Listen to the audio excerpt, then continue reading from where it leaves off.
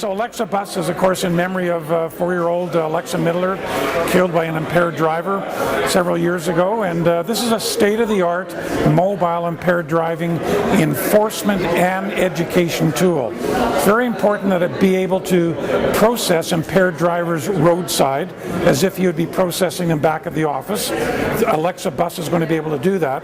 It's also very important to be able to go into communities all over the province and be an education tool so that we can speak to high school students, we can speak to those people that perhaps are going to be potential impaired drivers to say, please don't drive while you're impaired by either drugs or alcohol because you're going to be caught. Some time ago, the police had requested that we look at the mobile impaired driving unit down in Washington State, and it was felt that this would be a really great tool for British Columbia, and we wanted to start with one in the Lower Mainland. And what it is basically is a roadside lab. So if you're doing an event or if you have a counterattack program, rather than taking individuals who blow a fail back to the station or detachment, you can actually process them roadside.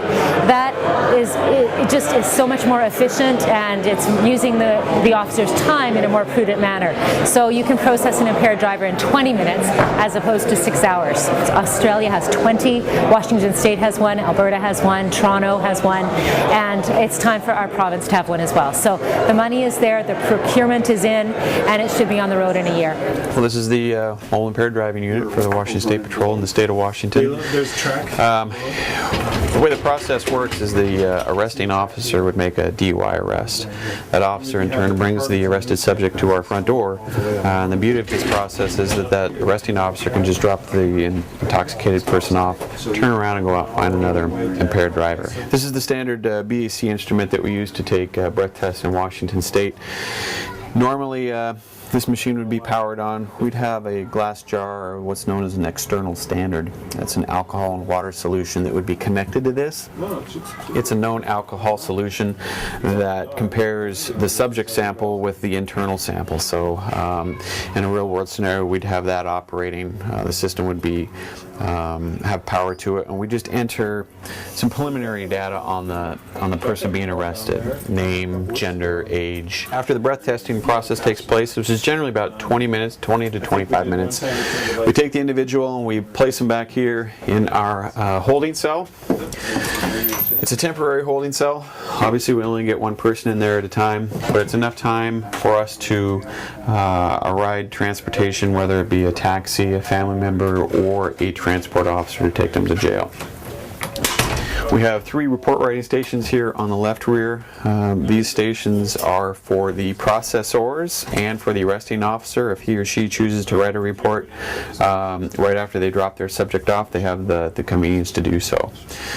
We also have fingerprint capabilities, so anyone coming in here, we can take their fingerprints electronically. You know, we'd enter their name and all the information into the laptop, and it's just a matter of, as opposed to the old fingerprint or the ink way where you'd have to roll their fingers with ink, we just have to make sure their hands are fairly clean, and then we just roll them on there, and the instrument basically tells us we're doing it correctly. We have a dispatch center here for the larger events. We can staff this area with 2 dispatchers at one time.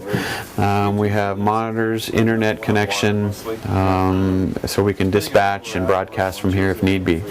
These items over here that you're looking at now are associated with our aircraft. So when our aircraft is up above, they're equipped with a camera and also forward-looking infrared. What generally happens is a cell caller will call in a possible intoxicated driver on the freeway or the roadway. If our aircraft is out, the aircraft can get above the general location, spot the vehicle, turn on their camera, and we get a live feed. We can see what the pilot sees, and then we can actually record the driving of the impaired person and preserve it for evidence to be used against them in court later on. All in all, it speeds up the whole DUI process. So rather than generally, a police officer can take up to half their shift stopping, arresting, processing an intoxicated driver. With this system, that officer, instead of just making one arrest a shift, can make 2 or 3 arrests.